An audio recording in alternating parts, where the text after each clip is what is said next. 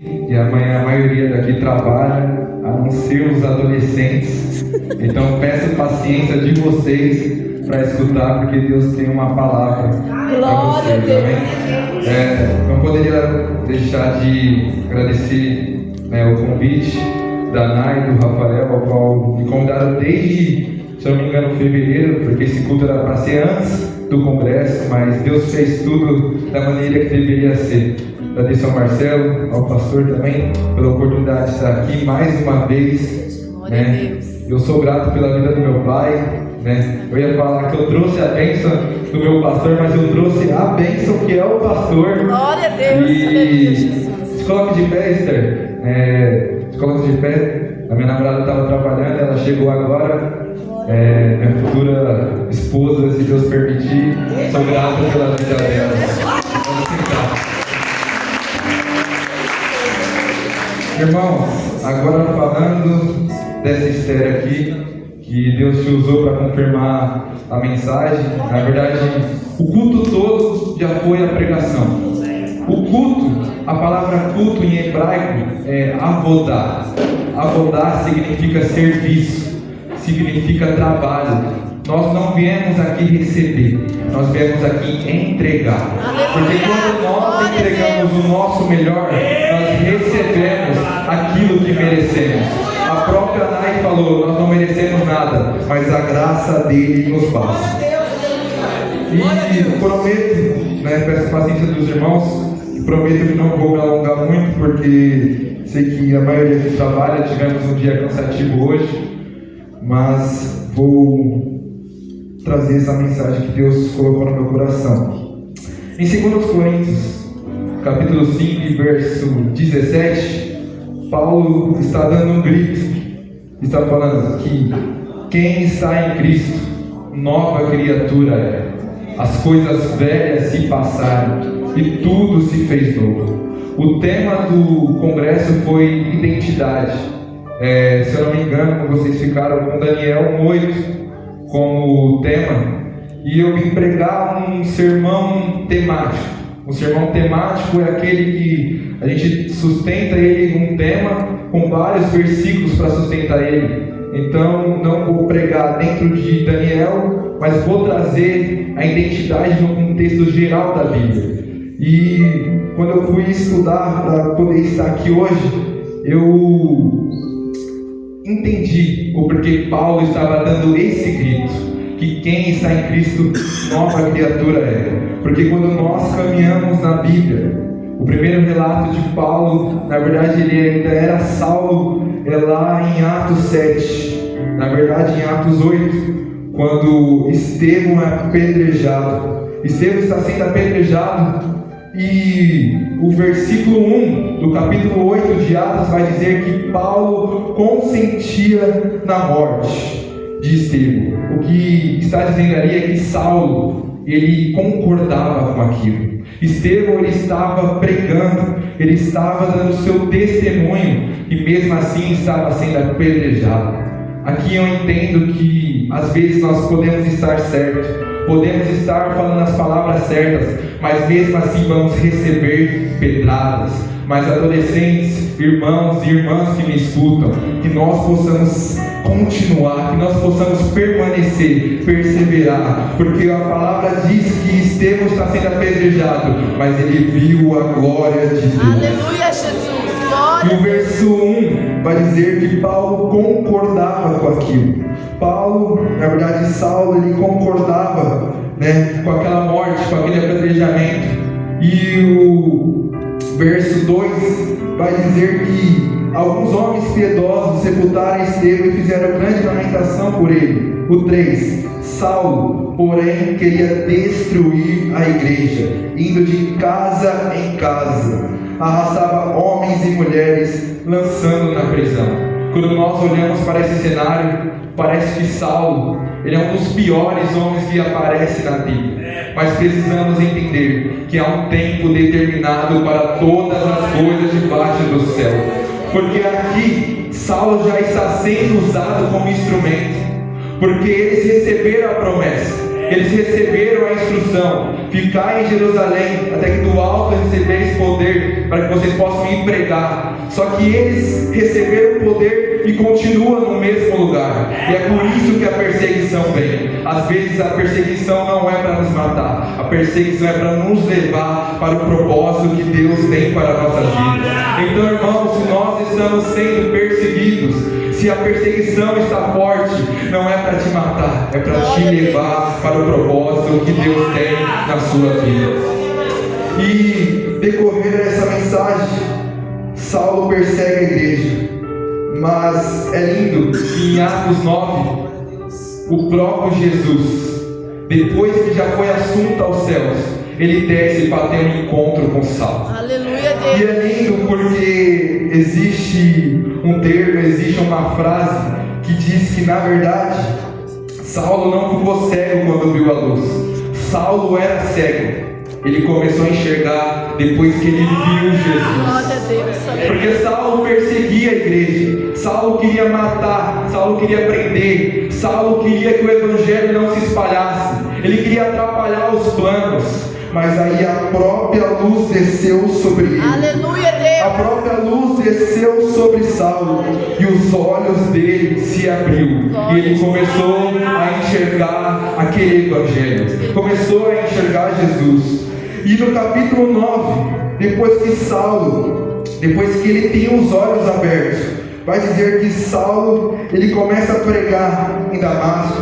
Ele começa a pregar em Jerusalém, na Judéia, e aí acontece um problema, porque os judeus, eles têm um problema com isso. Como um homem que tem sangue nas mãos, agora está pregando o nosso Senhor Jesus. Como um homem que ajudou na morte de Estevão, o primeiro mártir cristão, o primeiro mártir pós-Cristo, agora ele está pregando aquilo que nós acreditamos. Ele é levado, Saulo é levado para os discípulos de Jesus, e os próprios discípulos de Jesus não acreditam no que está acontecendo e envia ele de volta para Tarso.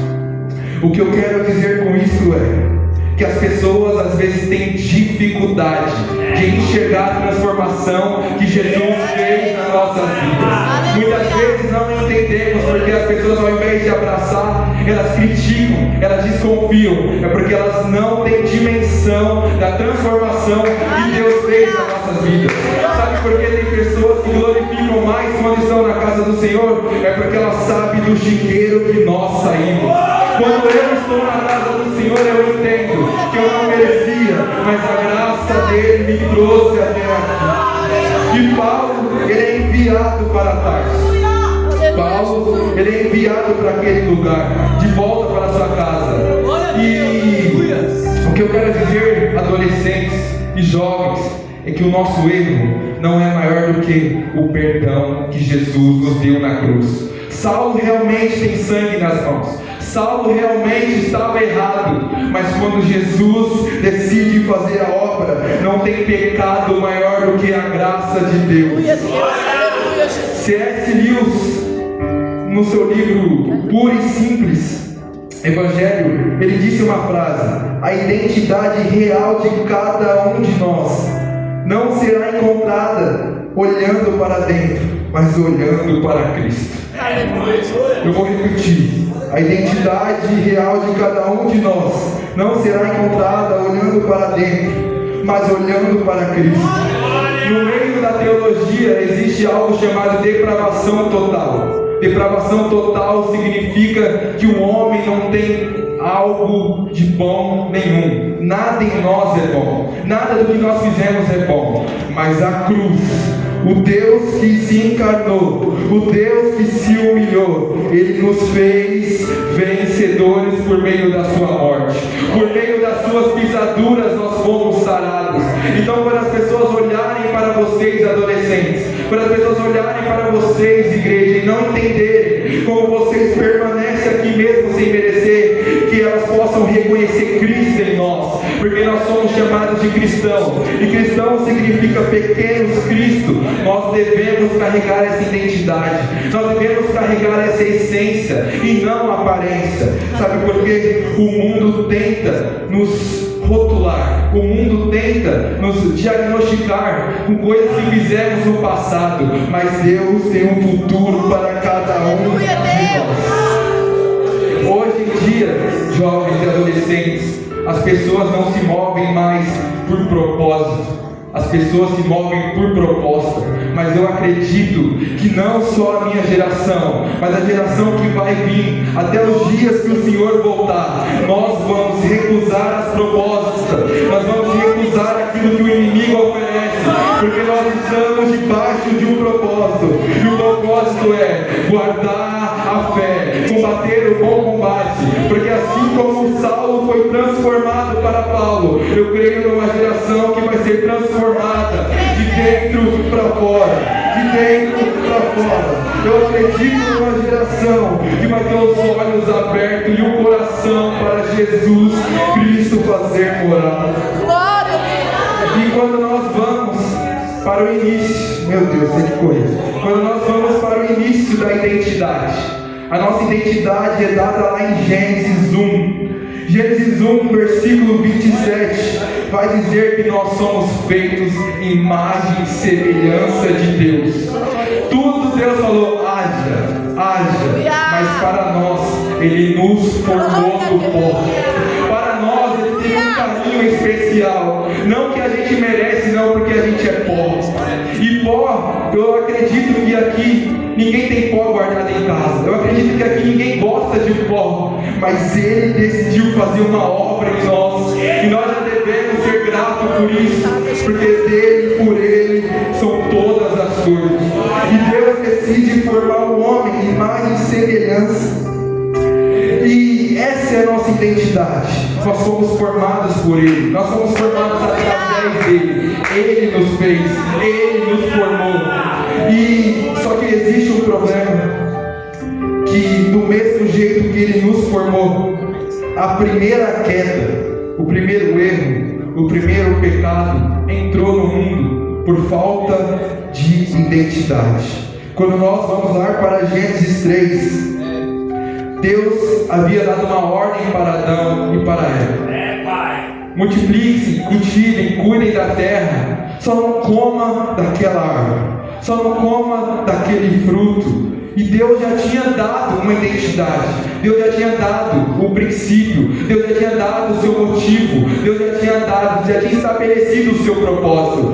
Mas aí de repente a serpente vem, e quando a serpente vem, ela faz algo que nós vivemos isso no cotidiano. Eu posso falar porque eu faço faculdade e eu sei o que vocês passam, jovens, nas escolas, sei que vocês passam no serviço, porque as pessoas sempre vêm dizer, mas ser cristão, ser evangélico é ser escravo. Mas eu digo que ser escravo é quem está lá fora. Aleluia. Porque quem fuma não consegue parar de fumar. Nós até podemos fumar, mas nós não fazemos isso porque nós somos livres. Nós não bebemos porque nós somos livres. Então nós não somos escravos, nós somos livres. Mas nós temos princípios, nós temos identidade em Cristo Jesus. E a serpente vai fazer uma proposta. A serpente vai falar com Eva, no capítulo 3, verso 4.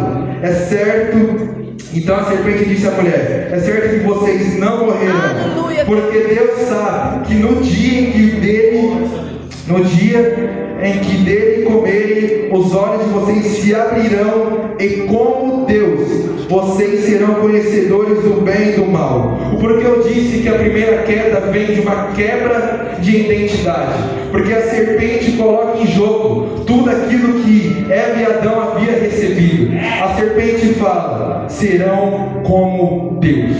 Jovens, eu quero que vocês entendam aquilo que Deus prometeu, aquilo que Deus estabeleceu. As promessas que Deus tem para nós é bem maior do que as propostas que o mundo tem. A serpente quer que você coma, porque ela quer que você tenha prazer momentâneo, mas Deus quer que você renuncie para que você possa ter prazer eterno nas regiões celestiais. Se Adão e Eva soubessem quem eles realmente eram, se eles soubessem a sua verdadeira identidade, eles estariam satisfeitos e não teriam comido do fruto. porque eles não precisavam ser como Deus, porque eles sabiam quem Ele é. Aleluia. Então, jovens, quando nós sabemos quem nós somos, o diabo não vai nos fazer cair. Quer ver a gente cair no erro? É quando nós não sabemos mais quem somos, não sabemos mais por que fazemos, não sabemos nem por que estamos aqui hoje. É só mais um culto, é só mais 2 horas. Não, nunca sabemos quando é a última vez. Mas se nós estamos aqui, devemos ser gratos, porque Ele nos concedeu mais uma oportunidade. E esse negócio é tão sério que lá em Lucas 3 vai narrar o batismo de Jesus. E Deus fala, a expressão é: e surge uma voz do céu, esse é meu filho amado, ouçam ele. Isso é no capítulo 3. Quando nós entramos no capítulo 4, vem Jesus indo para o deserto através do Espírito. E sabe o que acontece mais uma vez? A serpente está lá. O diabo está lá para tentar Jesus, mas diferente do primeiro Adão, diferente do primeiro homem, Jesus sabia quem Ele era. Jesus sabia para que Ele veio. Jesus sabia que Ele não tinha que largar o que Deus tinha para Ele. Jesus sabia que Ele precisava dizer não, porque Adão e Eva comeram do fruto, porque eles não sabiam quem era. Quando o diabo fez a proposta para Jesus, Jesus fala, o diabo diz assim em Lucas 4: se você é o Filho de Deus. Mas em Lucas 3, Deus falou do céu: esse é meu filho. O diabo está colocando em proposta aquilo que Deus falou. Se Jesus não tivesse certeza de quem Ele era, Jesus tinha caído. Mas quando nós temos certeza de quem somos, nós não vamos cair na tentação do diabo. Nós vamos viver por Ele e para Ele todos os dias da nossa vida. Glória a Deus.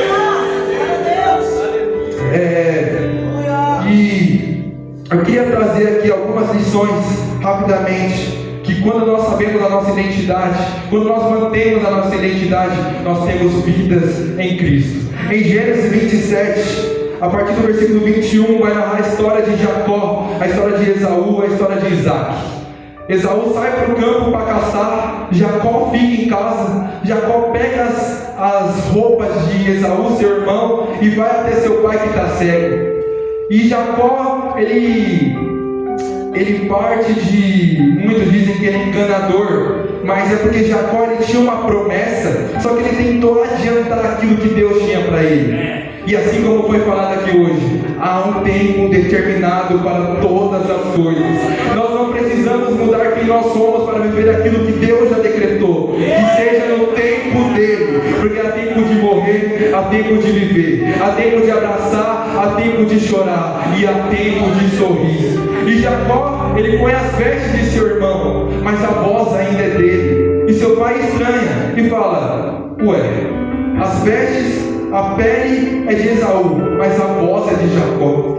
E aí com isso, meus jovens irmãos, o que acontece? O seu irmão chega em casa, a bênção já está sobre Jacó, e o seu irmão quer matar ele. E aí ele tem uma crise e ele tem que sair de casa. E ele tem um encontro com Deus fora da casa, porque às vezes nós estamos acomodados muito aqui dentro, quando Deus tem um céu lá fora para nos esperar. Porque dentro da casa Jacó não sonha, dentro da casa Jacó não tem encontro, mas fora da casa, fora da tenda, quando ele só tem uma pedra para usar como travesseiro, ele enxerga os céus abertos. Jovens, quando nós entendemos quem nós somos, quando nós entendemos para quem fomos chamados, Deus abre as portas do céu para nós.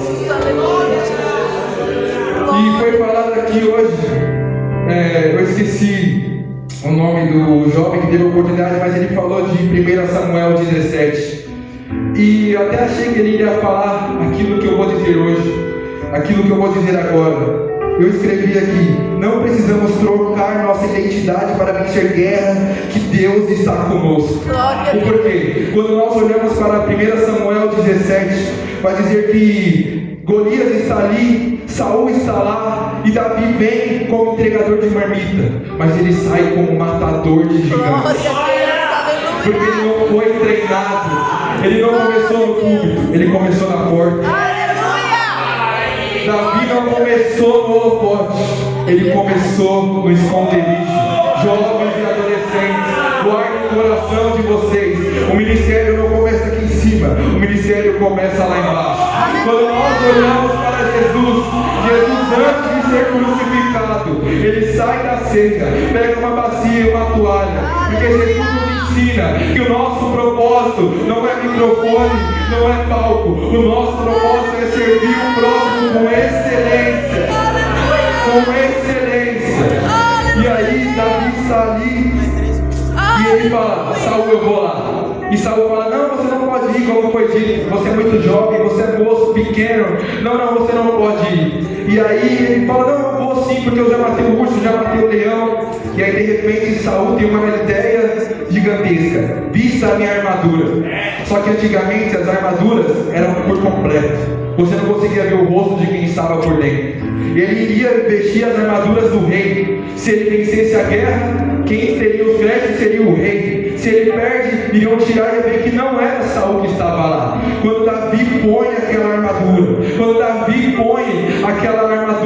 ele fala: não, eu não posso entrar na guerra com isso, porque eu acredito que eu não vou vencer a guerra pela armadura, eu não vou vencer a guerra pela espada, eu vou vencer a guerra em nome do Senhor dos Exércitos. Ei, jovens, vamos parar de querer vencer guerra com identidade que não é nossa. Está na hora da gente dobrar o nosso joelho no chão, colocar a boca no pó e começar a falar: Senhor, eu sou falho, eu sou pecador, mas a tua graça me basta. Eu não estou indo, Senhor, para aquela escola para passear, eu não estou indo para a faculdade para passear, eu estou indo lá carregando o nome do Senhor comigo. Aleluia, Jesus. E aleluia, Deus. quando nós olhamos em 2 Crônicas 18, isso aqui me pegou muito quando eu estava lendo. Em 2 Crônicas 18, a partir do verso 28, vai narrar, na verdade o contexto todo narra a história de Josafá e Acabe. É bem sabido dos irmãos que Josafá tem um encontro com Acabe. Acabe pede ajuda a ele para ir para a guerra. E aí ele chama o profeta Micaias, e quando Micaias aparece, diz: não suba, porque se for, eu vejo que Israel não vai ter mais pastor. Estava falando que o rei iria morrer, e esse rei é Acabe. E aí Acabe tem uma brilhante ideia. Acabe fala: se eu vou morrer, então eu vou passar essa para outro. Ei, Josafá, você pode vestir a minha armadura, eu vou disfarçado. Você pode colocar a minha roupa e ir para a guerra. Ei, jovens, cuidado com a identidade que temos entrado nas nossas guerras. Porque quando nós olhamos para esse texto, Josafá entra na guerra, mas o texto vai dizer que os inimigos não queriam matar nem o menor nem o maior. Os inimigos queriam o rei. E quem estava de rei era Josafá. Eles queriam Acabe, mas por causa de uma troca de identidade, por causa de uma troca de armadura, quase houve uma morte. Então, jovens, irmãos e irmãs, que nós possamos manter quem nós somos, ainda que nós sejamos pequenos demais, ainda que nós sejamos falhos demais. Deus tem vitória para nós em nossas guerras.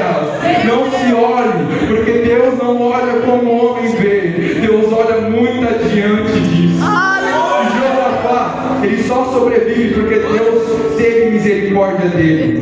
Então que nós possamos entender que não é sobre os trajes de fora, é sobre quem nós somos por dentro. Deus não liga para a aparência, Deus quer a verdadeira essência que nós carregamos dentro de nós. Aleluia, Jesus. Aleluia. Glória a Deus. E correndo para o final, mantendo a nossa identidade, não importa a circunstância.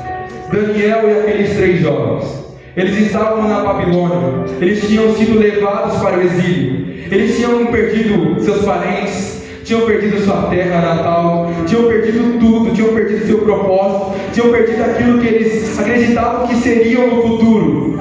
Tudo porque Deus deixou que isso acontecesse. Mesmo que pareça, jovens, que estamos perdendo, é trabalho de Deus nas nossas vidas. É trabalho de Deus, porque quando nós olhamos para Jeremias vai narrar a história ali do vaso do olheiro. O vaso se quebrou, não foi o olheiro que quebrou, mas o olheiro foi e fez um vaso novo. Sabe o que é? Toda vez que nós somos quebrados, nós somos moldados, nós somos transformados, nós somos mudados pelas mãos fortes do Senhor. E ali Daniel, aqueles 3 jovens estão na Babilônia. Mas adolescentes, algo que eu quero falar para vocês não importa onde vocês estão, não importa, seja na escola onde tem mais pessoas do mundo do que pessoas evangélicas, seja na faculdade, no serviço, porque Daniel nos ensina que ele está na Babilônia, mas a Babilônia não está dentro dele. A Babilônia não habita dentro do peito de Daniel. Daniel poderia ter esquecido tudo, ele poderia falar: Senhor, o Senhor nos deixou aqui para morrer, mas não, Daniel entende, e ele faz uma prova, fala: ó chefe, nos tem 10 dias. 10 dias, se nós não estivermos melhor que eles, nós vamos se render às iguarias do rei. E após esses 10 dias, o capítulo 1 de Daniel, no verso 15, vai dizer: no fim dos 10 dias, a aparência dos 4 jovens era melhor, e estavam mais robustos do que todos os jovens que comiam das finas iguarias do rei. Com isso, o cozinheiro-chefe tirou deles as finas iguarias e ouviu que deviam beber, e lhes dava legumes. Aos nossos olhos isso não faz sentido, mas aos olhos daquele que caminha com Deus, para Deus não há nada impossível. Os outros jovens comiam tudo que tinha do bom e do melhor, mas aqueles 4 jovens ao qual renunciaram tudo, aqueles 4 jovens ao qual eles não tinham isso que nós temos, aqueles jovens ao qual não tinham pais, ao qual não tinham famílias, mas eles tinham a verdadeira essência de Deus dentro do coração, e eles renunciaram, porque eles perderam tudo, mas a sua identidade continua de pé, a sua identidade continua marcada no Senhor. Glória a Deus, aleluia, Jesus. Não é sobre alimentar o corpo, mas é sobre alimentar o Espírito Santo. Aleluia. É sobre alimentar Ele que caminha conosco todos os dias. Charles Spurgeon tem uma frase, e ele diz assim: talvez no auge da nossa felicidade foi no dia que nós mais entristecemos com o Espírito Santo. Já pararam para pensar nisso? Que talvez no auge da nossa felicidade a gente deixou o Consolador de lado, mas no dia mais triste a gente chama Ele para perto, e Ele vem porque Ele tem misericórdia, Ele vem porque Ele carrega graça, mas que nós possamos chamar Ele para o dia bom e para o dia mau, porque a palavra diz que Ele estará conosco todos os dias até a consumação dos séculos. Glória a Jesus. Louvado seja Deus. Jovens, não somos nós que temos que mudar de ambiente. Às vezes são os ambientes que terão que mudar por conta de nós. Aleluia. Quando nós carregamos a nossa identidade, as pessoas param de falar coisas que falavam ao nosso redor. As pessoas param de jogar indireta, param de fazer piadinhas, porque elas entendem que conosco não pode mexer, não por nós, porque nós somos pó, e do pó nós voltaremos, mas é por aquele que criou céus e terra e habita dentro de nós. Aleluia, Jesus. Para finalizar, eu queria finalizar com a parábola que eu mais amo da Bíblia, que é a parábola do filho pródigo. Quando nós olhamos para o filho pródigo, ele tem mesa, ele tem pai, ele tem irmão, ele tem tudo, ele tem pão. Na verdade, ele nem precisava trabalhar em casa, que ele já tinha as coisas, mas em algum determinado momento ele perde a sua identidade, porque ele não quer ser mais filho, porque quando eu peço a minha herança, eu estou falando: pai, o senhor morreu, porque a herança só vem quando o pai morre. Então ele troca a sua identidade por prazeres momentâneos. E aí nós vamos ver no texto Jesus narrando essa parábola, que não passados muitos dias veio uma fome, ele gastou tudo, desperdiçou. E aí ele foi, jovens, aquele que tinha tudo, aquele que seu pai tinha empregados, ele foi pedir emprego, e deram um emprego para ele. Ele trabalhava cuidando de porcos, e ali ele desejava alimentar-se das bolotas que os porcos comiam, mas ninguém lhe dava nada. Na casa ele tinha pão, na casa ele tinha bezerro, na casa ele tinha tudo, na casa ele tinha pai, mas no mundo ele não tinha nada. Que nós possamos carregar isso conosco, porque às vezes nós achamos que Deus não está nos dando bênção, sendo que dentro de casa a gente já tem tudo o que precisa. Quando nós olhamos para Elias está pedindo a morte, mas aí Deus envia um anjo e fala: tem pão e tem água para você. Como? Porque longa é a sua caminhada. Nós não precisamos de muito, nós precisamos da água viva que desceu do céu. Nós precisamos do pão vivo que desceu do céu, aquele que nos alimenta todos os dias. E esse filho pródigo, ele tem uma quebra de identidade novamente. Porque no capítulo 15, do verso 17, vai dizer assim: então, caindo em si, disse: quantos trabalhadores de meu pai têm pão com fartura, e eu aqui estou morrendo de fome. Olha o que ele disse: vou me arrumar, voltar para o meu pai, e lhe dizer: pai, pequei contra Deus e diante do Senhor, já não sou digno de ser chamado seu filho, trate-me como um dos seus trabalhadores. E arrumando-se foi para o seu pai.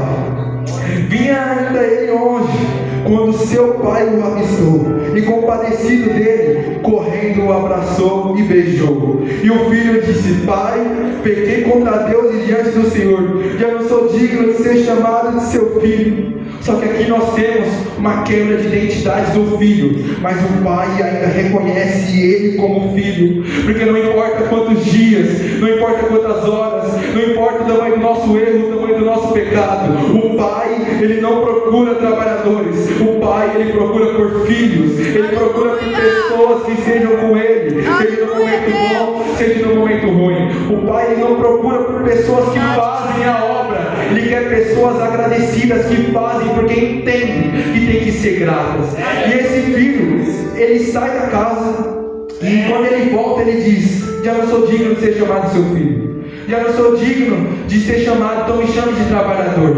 Mas jovens, não importa o tamanho do nosso erro, o tamanho do nosso pecado, das nossas falhas, sabe por quê? O pai não está à procura de trabalhadores, o pai está de braços abertos para filhos, filhos que entendem que erram, filhos que entendem que desobedecem, filhos que entendem que fazem aquilo que não agrada a Deus, mas Deus está de braços abertos para nos receber todos os dias, porque é normal errarmos.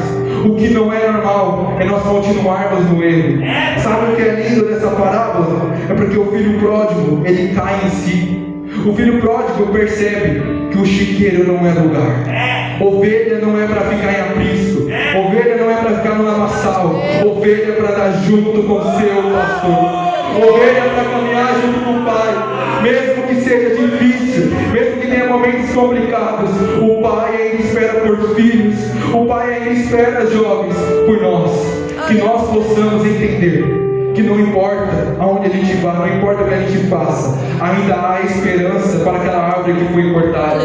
E Deus tem grandes coisas para nós. Quando nós olhamos, para finalizar, quando nós olhamos para Gênesis 3, eles erraram, eles caíram, eles quebraram a identidade, quebraram quem eles eram. Mas no verso 21 vai dizer que Deus fez novas vestes. Aleluia. Deus fez novas vestes, mas não foi qualquer veste, não.